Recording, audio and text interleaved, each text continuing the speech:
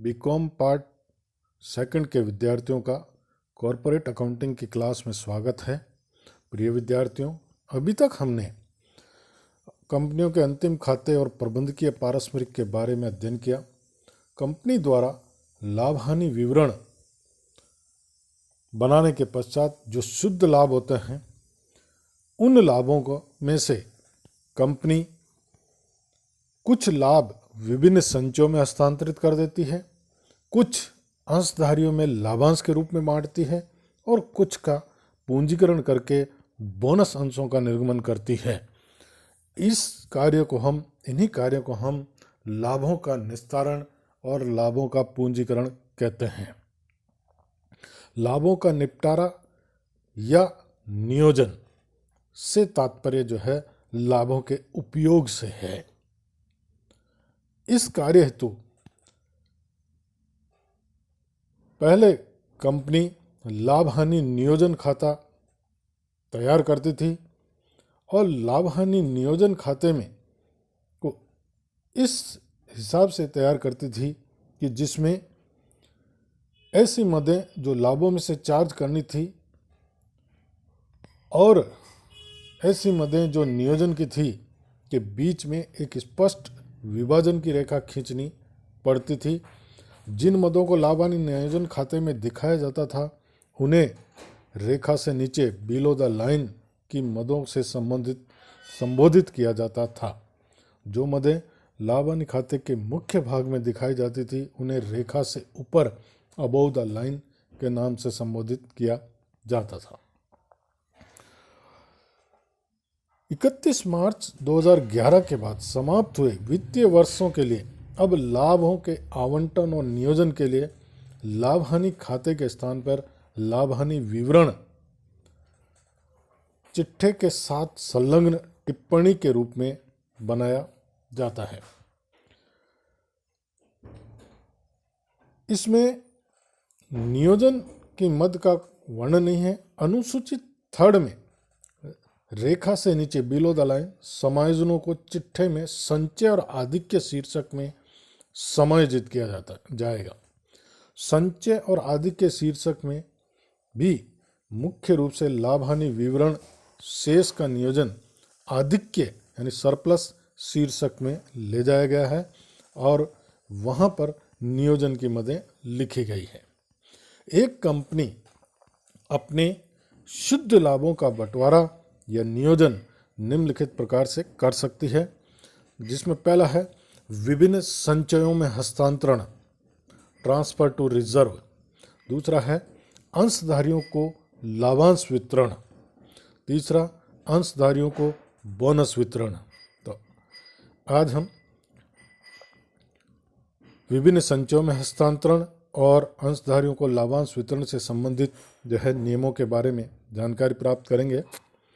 संचयों में हस्तांतरण नए कंपनी अधिनियम 2013 जिसे 1 अप्रैल 2014 से संशोधित किया गया के अनुसार कंपनियों के लिए अपने चालू वर्ष के कर एवं मूल्यह्रास घटाने के पश्चात के लाभों का एक निश्चित प्रतिशत संचयों में हस्तांतरित करना अनिवार्य नहीं है, जो कि पहले कंपनी अधिनियम 1956 के अधीन अनिवार्य था। यानी अब कोई भी कंपनी किसी भी वित्तीय वर्ष में लाभांश की घोषणा से पूर्व उस वित्तीय वर्ष के लाभों में से लाभों का जितना भी प्रतिशत उचित समझे कंपनी के संचय कोष में हस्तांतरित कर सकती है। संचयों के हस्तांतरण के संबंध में निम्नलिखित जो प्रविष्टियां हैं वो की जाती है। जब कंपनी के अंतर नियमों में संचालक मंडलों को विभिन्न संचय कोषों में वार्षिक साधारण सभा की स्वीकृति के बिना ही अंतरण करने का अधिकार हो, उस समय जो जनरल प्रविष्टि की जाएगी वह निम्न प्रकार से होगी। सरप्लस DR2 पार्टिकुलर रिजर्व और फंड अकाउंट, यानी जिस रिजर्व या फंड में ट्रांसफर करना है उसमें हम जो है उसका नाम यहाँ पर लिखा जाएगा, amount transfer to specific reserve और फंड अकाउंट। दूसरा, यदि संचालक मंडल को केवल हस्तांतरण के लिए प्रस्ताव करने का ही अधिकार हो तो उस दशा में जो जर्नल प्रविष्टियाँ की जाएगी वो 2 प्रविष्टियाँ होगी, जिसमें पहली है surplus debit to proposed addition to reserve account, यानी proposal made for addition to reserve account, और कंपनी की साधारण सभा में प्रस्ताव पारित हो जाने पर propose addition to reserve account या टू पार्टिकुलर जो रिजर्व है उसका नाम यहाँ पर लिखा जाएगा, टू पार्टिकुलर रिजर्व अकाउंट। इसके पश्चात लाभांश का अर्थ। लाभांश किसे कहते हैं कि साधारण शब्दों में लाभांश से तात्पर्य शुद्ध लाभों के उस भाग से है जिसे कंपनी के अंशधारियों में बांटने हेतु निर्धारित किया जाता है। लाभांश में अंतरिम लाभांश भी सम्मिलित है, यानी हम दूसरे अर्थ में अगर चाहें तो कह सकते हैं कि लाभांश कंपनी के कुल लाभों का वह भाग है जिसे कंपनी की साधारण सभा द्वारा संचालक मंडल की अनुशंसा पर कंपनी के अंशधारियों में वितरित करने के लिए निर्धारित कर दिया गया हो। कोई भी कंपनी अपनी साधारण सभा में लाभांश की घोषणा तभी कर सकती है जबकि संचालक मंडल लाभांश की घोषणा की अनुशंसा करे। साधारण सभा संचालकों की अनुशंसा की सीमा तक ही लाभांश की घोषणा कर सकती है, उससे अधिक नहीं। हाँ, साधारण सभा अगर चाहे तो संचालक मंडल की अनुशंसा से कम लाभांश की घोषणा अवश्य कर सकती है। लाभांश की घोषणा के संबंध में कुछ बातें हैं, यानी डिक्लेरेशन ऑफ डिविडेंड, कि लाभों के नियोजन की जो दूसरी मद है लाभांश। कंपनी अपने लाभों का एक निश्चित भाग अपने अंशधारियों में लाभांश के रूप में वितरित करती है। अंशों की तरह लाभांश भी 2 तरह के होंगे, पूर्वाधिकार अंश लाभांश, सामान्य अंश लाभांश। पूर्वाधिकार अंश लाभांश के संबंध में कुछ बिंदु महत्वपूर्ण हैं कि पहला जिसमें है कि इनकी जो है लाभांश की दर हमेशा निश्चित होती है, जो अंश निर्मित करते समय घोषित की जाती है। कंपनी को जब भी लाभांश वितरित करना हो सर्वप्रथम इन्हीं पे दिया जाएगा, और यदि संचयी प्रकृति के ये अंश हैं तो इन पर पिछले वर्षों का यदि लाभांश बकाया चल रहा है तो पहले सर्वप्रथम पिछला बकाया लाभांश देगी, फिर चालू वर्ष का लाभांश देगी, और उसके पश्चात ही सामान्य अंशों पर लाभांश दिया जाएगा। और यदि पूर्वाधिकार अंश सहभागी पार्टिसिपेटिंग हो तो सर्वप्रथम इन्हें पूर्व घोषित दर से लाभांश दिया जाएगा, और उसके पश्चात पार्षद अंतर नियम में वर्णित दर से सामान्य अंशों पर लाभांश दिया जाएगा। इन दोनों लाभांशों के पश्चात यदि लाभ शेष बच जाए तो पूर्वाधिकारी अंशों पर यदि सहभागी हों तो अतिरिक्त लाभांश दिया जाएगा। लाभांश के संबंध में कुछ वैधानिक प्रावधान है कि कंपनी अधिनियम 2013 में के अनुसार लाभांश की घोषणा और उसके भुगतान वितरण संबंधी प्रावधान जो है, ये जो शीर्षक है इन शीर्षकों में इसको बांटा गया है, जिसमें पहला है लाभांश हेतु कोष या साधन, दूसरा लाभांश की घोषणा से पूर्व ध्यान रखने योग्य बातें, अंतरिम लाभांश, लाभांश की घोषणा, लाभांश भुगतान की रीति और अन्य प्रावधान। तो हमें लाभांश संबंधी जो वैधानिक प्रावधान हैं उनका भली भांति पूर्ण रूप से अध्ययन कर लेना चाहिए, जिसमें सबसे पहले हम लेते हैं लाभांश हेतु कोष या साधन, फंड्स या सोर्स ऑफ डिविडेंड। कोई भी कंपनी किसी वित्तीय वर्ष में निम्नलिखित जो कोष है या साधन है में से लाभांश की घोषणा कर भुगतान कर सकती है, जिसमें पहला है कि उस वर्ष की या पूर्ववर्ती वर्षों या वर्षों के हास की राशि को घटाने के पश्चात शेष रहे लाभ की राशि में से, किसी पूर्ववर्ती वर्ष या वर्षों के हास की राशि को घटाने के उपरांत शेष रहे पूर्ववर्ती वर्ष या वर्षों के लाभों की राशि में से अवितरित रही शेष लाभ की राशि में से या उपयुक्त दोनों में से। चौथा है कि केंद्र सरकार या राज्य सरकार द्वारा दी गई गारंटी के अनुसरण में सरकार द्वारा लाभांश भुगतान हेतु प्रदान की गई राशि में से। दूसरा है लाभांश की घोषणा से पूर्व ध्यान देने योग्य जो बातें हैं कि स्वेच्छा से संचय कोष में अंतरण। यदि कोई भी कंपनी किसी भी वित्तीय वर्ष में लाभांश की घोषणा से पूर्व उस वित्तीय वर्ष के लाभों में से लाभों का जितना भी प्रतिशत उचित समझे कंपनी के संचय कोष में अंतरित कर सकती है। अपर्याप्त लाभों अथवा लाभों के अभाव में लाभांश की घोषणा कंपनी कर सकती है यदि वह पहले से अपने पूर्ववर्ती वर्षों में से अर्जित लाभों में एकत्रित हुई राशि या स्वतंत्र या मुक्त संचय कोषों में अंतरित की गई राशि में से लाभांश का भुगतान कर सकती है, किंतु ऐसे लाभांश की घोषणा निर्धारित किए गए नियमों की अनुपालना करके ही की जा सकेगी।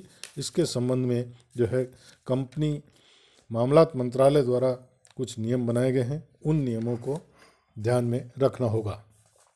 स्वतंत्र संचयों के अतिरिक्त किसी भी संचय में से लाभांश नहीं दिया जा सकता। चौथा है, आगे लाई गई हानियों और हास की राशियों को घटाए बिना लाभांश की घोषणा नहीं हो। कोई भी कंपनी तब तक लाभांश की घोषणा नहीं करेगी जब तक पूर्ववर्ती हानियों और हास को आगे लाई गई ऐसी राशि की जिसकी पूर्ववर्ती वर्ष या वर्षों में व्यवस्था नहीं की जा सकी थी को चालू वर्ष के लाभों में से घटाया नहीं जाएगा। अंतरिम लाभांश, किसी कंपनी का संचालक मंडल लाभों में से किसी भी वित्तीय वर्ष के दौरान अंतरिम लाभांश की घोषणा कर सकता है अपने लाभानी खाते का आधिक्य में से या जिस वित्तीय वर्ष में लाभांश की घोषणा पर विचार किया गया उस वित्तीय वर्ष के लाभों में से। लाभांश की घोषणा, इसके संबंध में भी जो प्रमुख प्रावधान वो है कि पहला है, वार्षिक साधारण सभा में लाभांश की घोषणा, संचालक मंडल की अनुशंसा पर लाभांश की घोषणा, अंतरिम लाभांश की घोषणा और घोषणा पर प्रतिबंध है कि यदि कोई कंपनी धारा 73 और 74 के प्रावधानों का पालन करने में असफल रहती है या त्रुटि करती है तो वह कंपनी तब तक अपने समता अंशों पर लाभांश की घोषणा नहीं कर सकेगी जब तक कि ऐसी त्रुटि जारी रहेगी। इसके अलावा लाभांश के भुगतान की रीति कि लाभांश की राशि पृथक बैंक खाते में जमा कराना, लाभांश का भुगतान कंपनी लाभांश का भुगतान पंजीकृत अंशधारी को अथवा उसके आदेशानुसार किसी अन्य व्यक्ति को अथवा उसके बैंक को कर सकती है। नगद में भुगतान, लाभांश का भुगतान नगद में किया जाना चाहिए।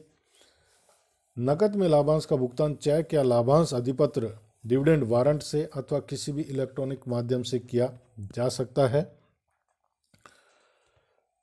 यह प्रावधान कंपनी के लाभों या संचयों के निम्नांकित प्रकार से पूंजीकरण करने पर निषेध नहीं लगाता है कि पूर्ण प्रदत्त बोनस अंशों के निर्गमन पर और कंपनी के सदस्यों द्वारा धारित अंशों पर अदत्त राशि के भुगतान पर 30 दिनों में भुगतान, लाभांश घोषित लाभांश का भुगतान घोषणा के 30 दिनों के भीतर कर देना चाहिए और लाभांश भुगतान नहीं करने पर दंड का प्रावधान है कि कभी कभी कोई कंपनी लाभांश की घोषणा करने के 30 दिनों के भीतर लाभांश का भुगतान नहीं करती है तो उसके संबंध में लाभांश अधिपत्रों को प्रेषित नहीं करती है तो ऐसी दशा में कंपनी का प्रत्येक ऐसा संचालक जो जानबूझकर ऐसे दोष का भागीदार है को 2 वर्षों तक के कारावास की सजा दी जा सकती है और कम से कम 1000 रुपये प्रतिदिन के अर्थदंड से भी दंडित किया जा सकेगा जब तक कि ऐसा दोष जारी रहेगा।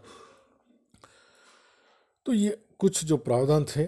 इसके अलावा कुछ अन्य प्रावधान हैं कि पूंजी में से लाभांश नहीं, प्रदत्त पूंजी के अनुपात में लाभांश, लाभांश की घोषणा और उसके भुगतान प्रत्येक अंश पर प्रदत्त राशि के अनुपात में ही किया जाएगा। अंशों का अंतरण लंबित होने पर लाभांश पर अधिकार, कभी कभी कंपनी को अंशों के अंतरण का विलेख तो प्राप्त हो जाता है किंतु अंशों का अंतरण लंबित शेष होता है, पेंडिंग होता है। ऐसी स्थिति में कंपनी को कुछ कदम उठाने चाहिए जो कि नियमानुसार हैं और घोषित लाभांश कंपनी पर एक तरह से ऋण के समान है कि कंपनी के संचालक मंडल द्वारा अनुशंसित और वार्षिक साधारण सभा द्वारा घोषित लाभांश ऋण के समान माना जाएगा। अंशधारी घोषित लाभांश की वसूली के लिए कंपनी पर वाद भी प्रस्तुत कर सकते हैं। तो ये कुछ जो नियम थे लाभांश के संबंध में साधारण, जिनको हमने बहुत शॉर्ट ही आपके सामने रखा है तुम्हारे सामने। आप इसको अपनी बुक से बहुत विस्तृत तौर से पढ़ सकते हैं और कोई समस्या हो तो मेरे से संपर्क कर सकते हैं। धन्यवाद।